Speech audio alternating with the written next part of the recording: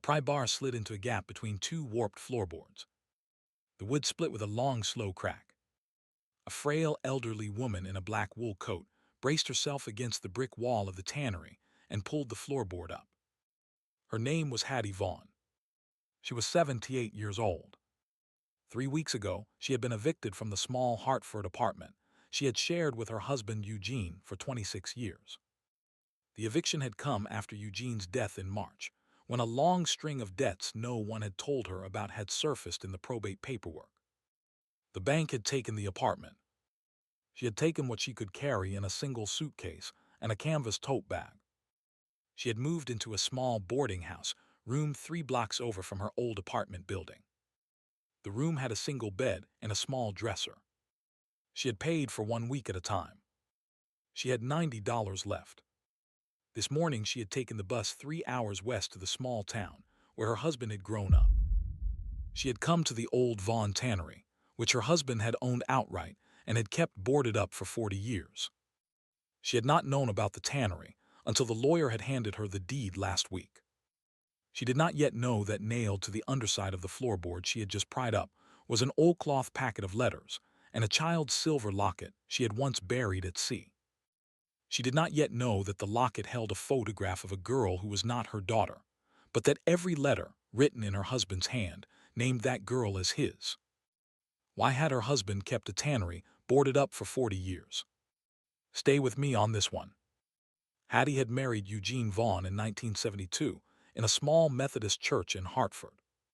She had been 24. He had been 31. He had been a quiet, careful man who worked as a paper salesman for a large stationery company in Hartford.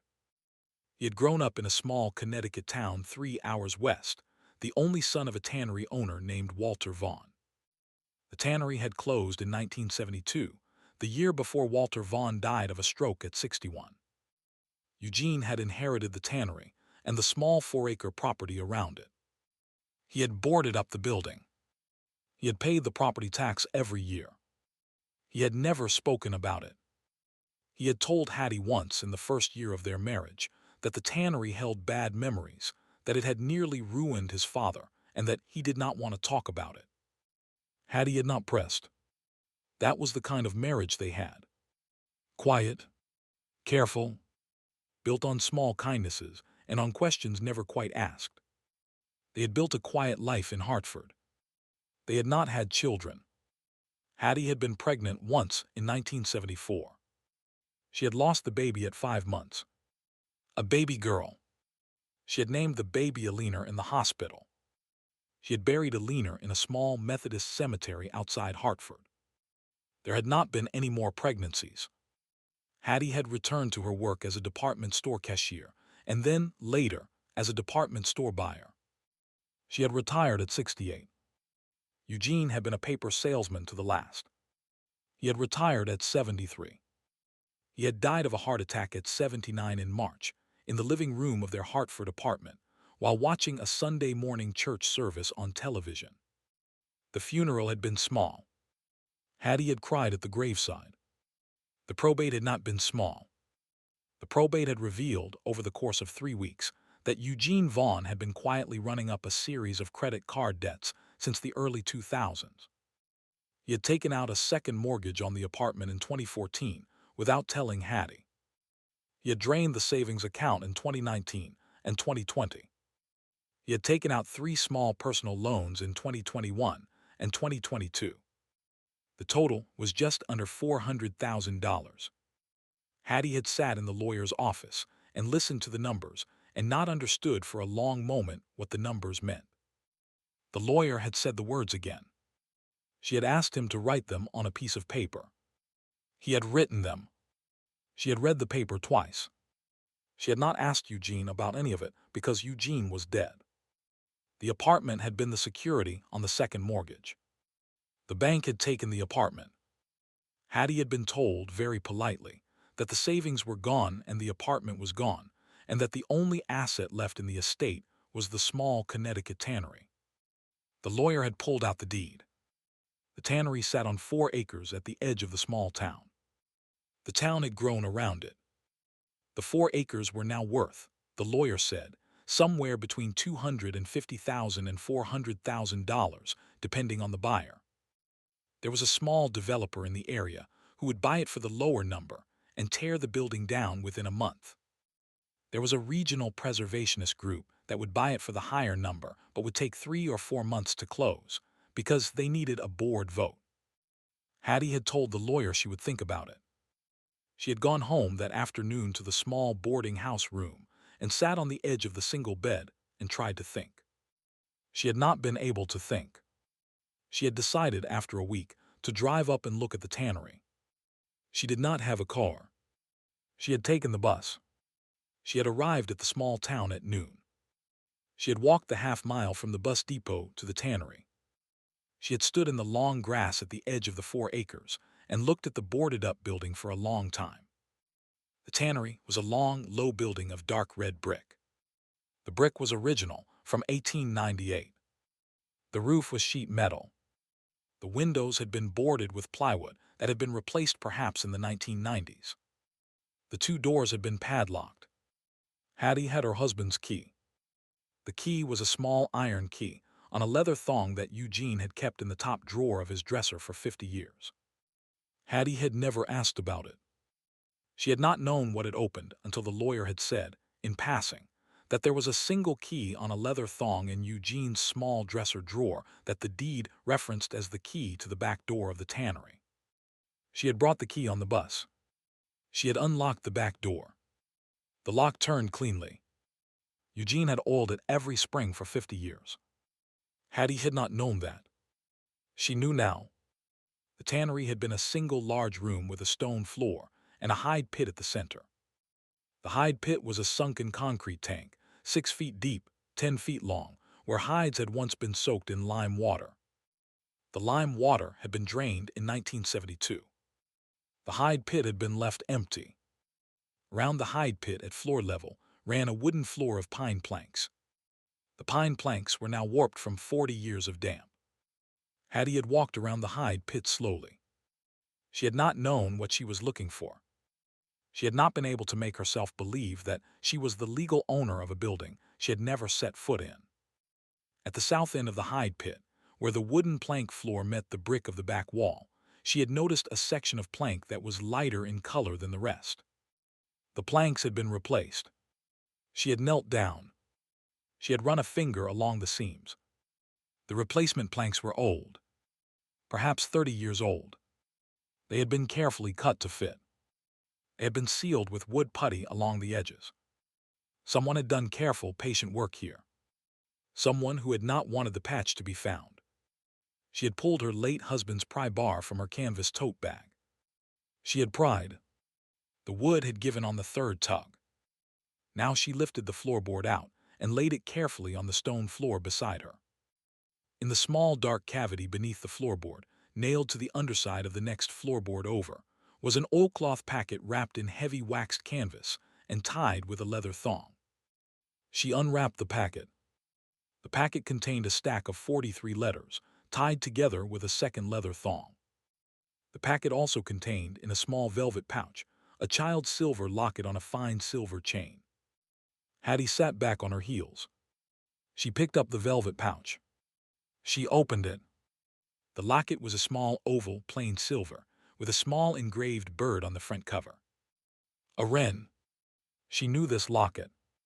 She had bought this locket at a small jewelry shop in Hartford in 1974. She had bought it for her unborn baby Alina. She had planned to give it to the baby on the day she turned 1 year old. She had not been able to give it to the baby because the baby had been born too early. She had buried the locket with the baby Alina at the Methodist Cemetery in 1974. She had laid the locket on the small white casket. The funeral director had said it was permissible. The locket had been buried with the baby. She had not seen it in 52 years. She held the locket in the palm of her hand. She opened the small clasp. Inside the locket was a photograph. The photograph was a small color photograph of a child. The child was perhaps 3 years old. The child was a little girl in a yellow dress. The little girl was sitting on a wooden porch step, holding a small stuffed rabbit. The little girl was not Alina. Alina had been a 5-month miscarriage in 1974. Alina had never been a little girl in a yellow dress. The little girl in the photograph had Eugene's eyes. Hattie set the locket down on the stone floor.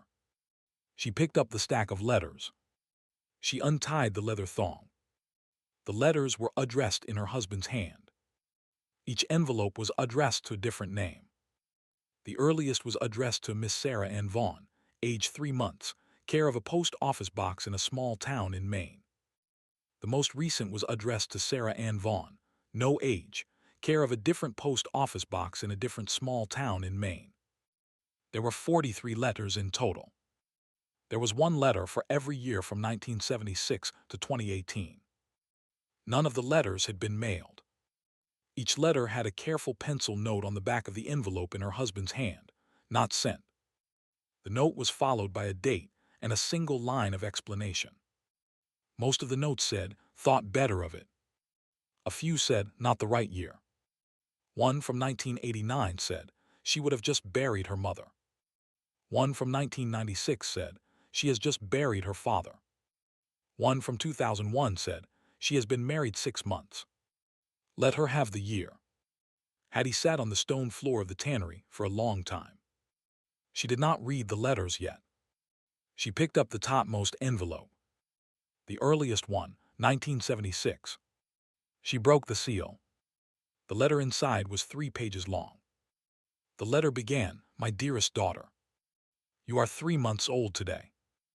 Your mother and I have placed you in the care of the kindest family I have ever met. They are a Methodist minister and his wife in coastal Maine. They have not been able to have children of their own. They will raise you. They have promised to read this letter to you on your 18th birthday if I have not come to find you first." Hattie's hands were shaking. She put the letter down. She picked it up again. She read on. "I am writing this letter," the letter said, "in the back room of my father's old tannery in Connecticut. My father has been dead 3 years. My mother died last summer. I have boarded up the tannery. I have taken the title on the property. I have no plan for what I will do with the building. I think I will leave it as it is for now. I'm also writing this letter because I want you to know, one day, who your mother was. Your mother was a quiet, kind young woman named Mary Halloran. She worked as a clerk at the small post office in the town next to mine. I have known her since we were children. She and I went together for 2 years in our late teens. She broke up with me in 1968 because I was not yet ready to marry her. I left for Hartford in 1969. I took a job as a paper salesman. I married a kind, brilliant young woman named Hattie Sutton in 1972 in a Methodist church in Hartford." Hattie set the letter down on her knee. She breathed. The letter went on. In the summer of 1975, the letter said, "I had been married to Hattie for 3 years. I had been a paper salesman for 6.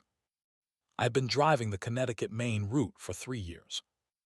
I had been spending 1 night a week, every Tuesday night, at a small motel in coastal Maine.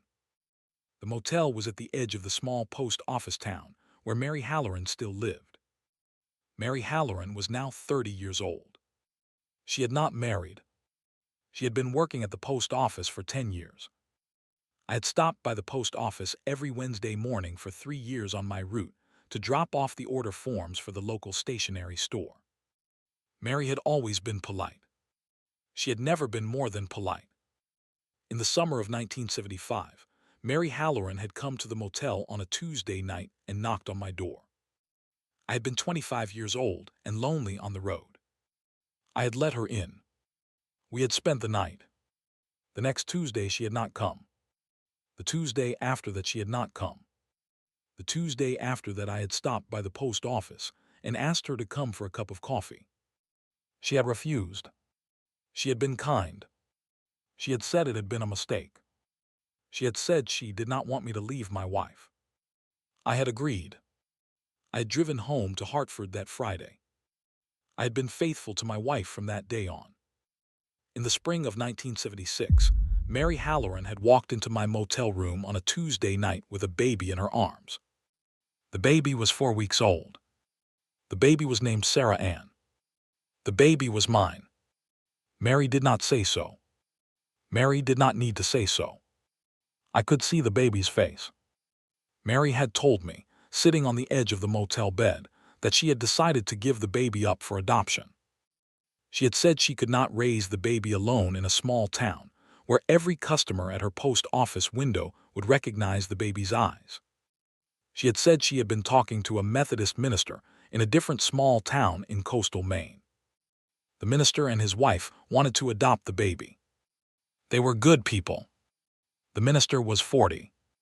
His wife was 36. They had wanted to adopt for years. Mary had told me that she had agreed. She had told me she was not asking my permission. She had told me she wanted to deliver the baby herself to the minister and his wife. She had told me that she had asked the lawyer in town to draw up the adoption papers. The papers were ready. They needed only one signature. They needed my signature. As the biological father, the Methodist minister had insisted. The minister had not wanted the baby's father to come back 10 years later with a claim. Mary had handed me a small folded paper. I had read it. I had signed it. I had handed the baby back to Mary. Mary had taken the baby and the signed paper and walked out of the motel room. The next morning I had checked out of the motel and driven home to my wife in Hartford. I had told my wife nothing. The Methodist minister, whose name was Reverend Home, had honored his agreement with Mary not to tell the adopting child anything about the biological parents until the child was 18. He had agreed, after some negotiation, to receive a letter from me at his post office box each year, which he would keep in a safe deposit box for the child until the child's 18th birthday. I have written that letter every year. I have not mailed any of them. I have written them in the back room of my father's old tannery in Connecticut on Tuesday nights when I am supposed to be at a motel in Maine. I have not been to Maine since 1976. I have not seen Mary Halloran since 1976. I have not seen Sarah Ann since 1976. Mary Halloran died of a stroke in 1989 at the age of 45. I read the small obituary in a Maine paper. Reverend Home died of a heart attack in 1996. His wife, who I had never met, raised Sarah Ann on her own after that. I have read about her in the small Maine local paper twice.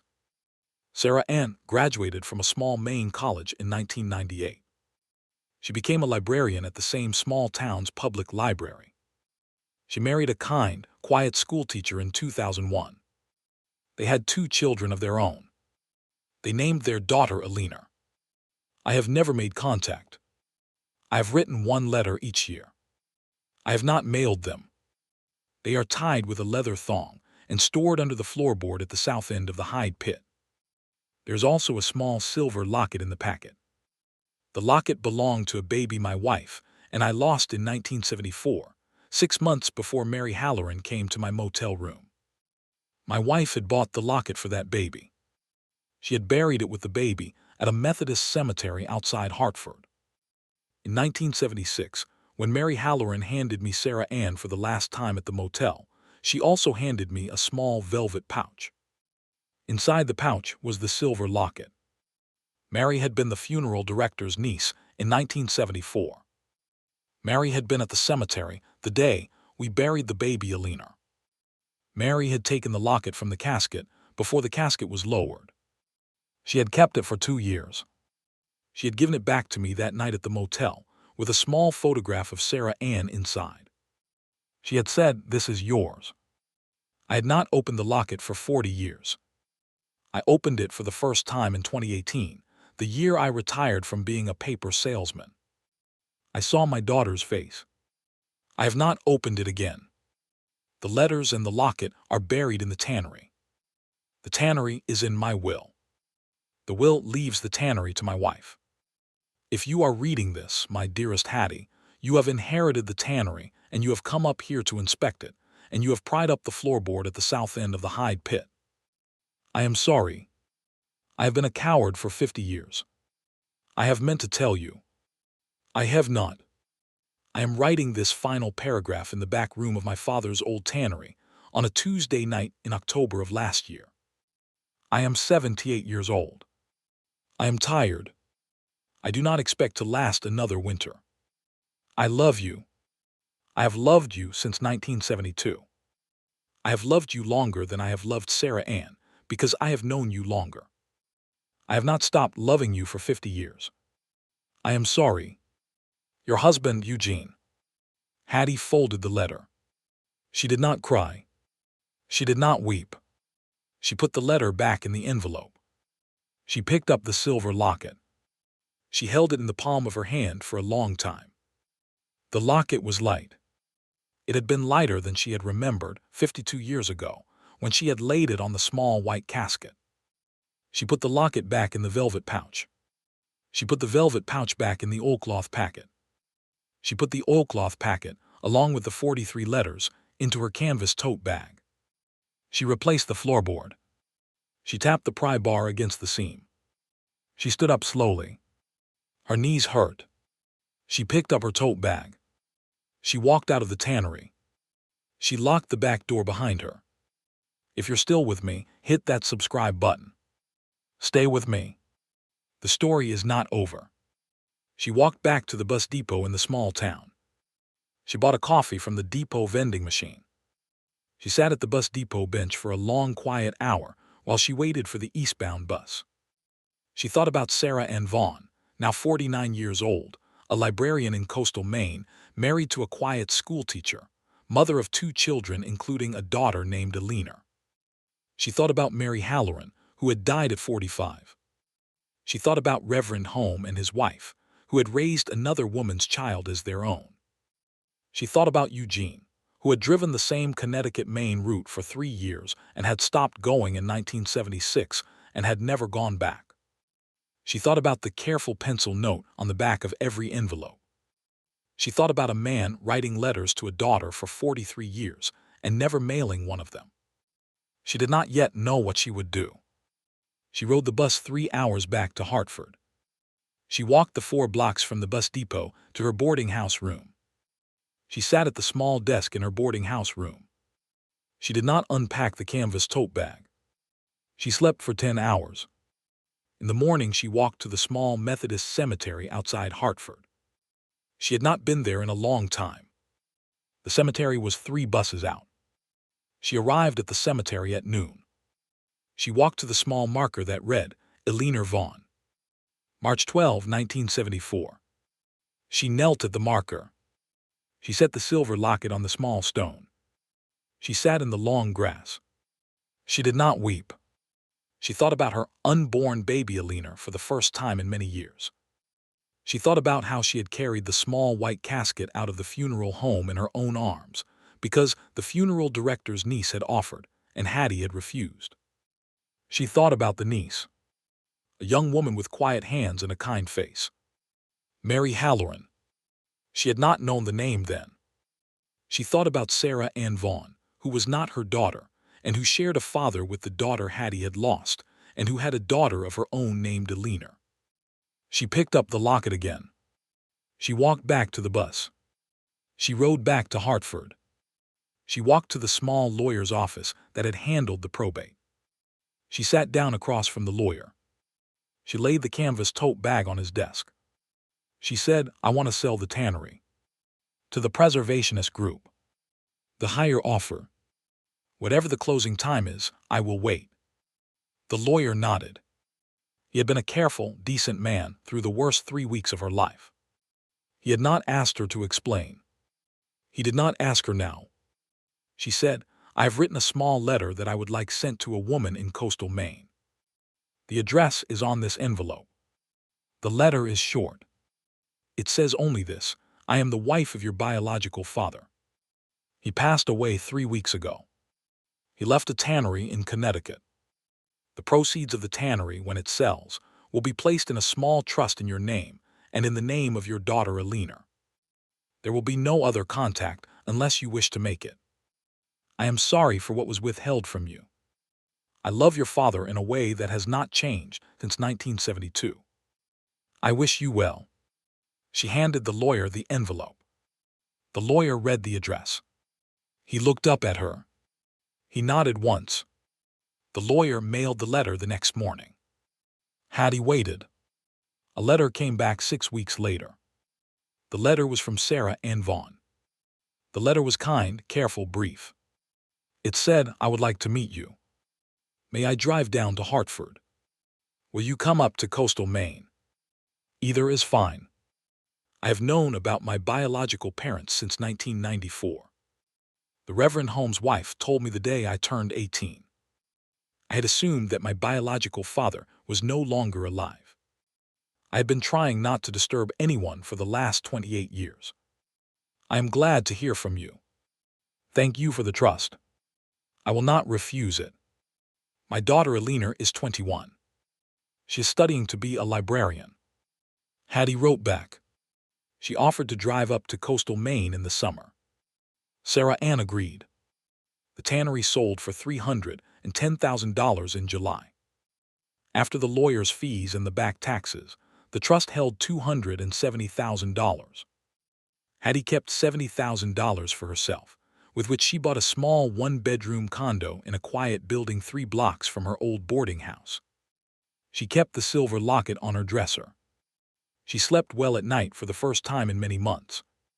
She drove up to coastal Maine in early August. She did not own a car. She rented one from a small agency near the bus depot and drove it herself for the first time in 11 years. The drive took 6 hours. The road climbed into the long green hills of central Massachusetts and then leveled out across New Hampshire and then bent east toward the coast. She arrived at the small Maine town in the late afternoon. The town was on a small harbor. The harbor smelled of salt and creosote. The library where Sarah Ann worked was a small white clapboard building with green shutters. Hattie did not stop at the library. She drove past it. She found the address Sarah Ann had given her. The address was a small gray house on a quiet street 2 blocks back from the water. Sarah Ann was waiting on the porch. Sarah Ann was a tall, quiet woman with Eugene's eyes and a careful way of standing in a doorway. She did not embrace Hattie. She offered her hand. Hattie took it. They drank coffee on Sarah Ann's back porch. The porch looked out over a small vegetable garden, and beyond the garden, a low stone wall, and beyond the wall, the slow gray water of the harbor. They talked about small, careful things at first. The drive, the weather, the library, Sarah Ann's husband, who was at the school for a faculty meeting and would be home for dinner. Then they talked about Eugene. Hattie told Sarah Ann about the boarding house, about the probate, about the bus 3 hours west, about the floorboard at the south end of the hide pit, about the 43 letters and the careful pencil note on the back of each envelope. Sarah Ann listened without interrupting. When Hattie was done, Sarah Ann said only, "I would like to read the letters. One a year, on the day each one was written. If that is all right with you." Hattie said it was all right with her. Alina, age 21, came home from her summer library job in the afternoon and met Hattie politely and stayed for dinner. She had her mother's careful way of standing in a doorway. She had her grandmother's name. She did not have Eugene's eyes. She had Hattie thought her own. Hattie did not say much during the visit. She did not need to. She stayed 2 nights in a small bed and breakfast at the edge of town. She drove home to her small condo 3 days later. The drive back took her longer because she stopped twice to rest. She kept the photograph of Sarah Ann at 3 years old in a small frame on her bookshelf. The frame was simple wood, painted white. The 43 letters she sent to Sarah Ann by careful mail, one at a time, on the anniversary of the date each one had been written. The first one went out that October. The last one would go out long after Hattie was gone. She left instructions with the lawyer for the one she would not live to mail. It was enough. It was enough for the 79th year. It was enough.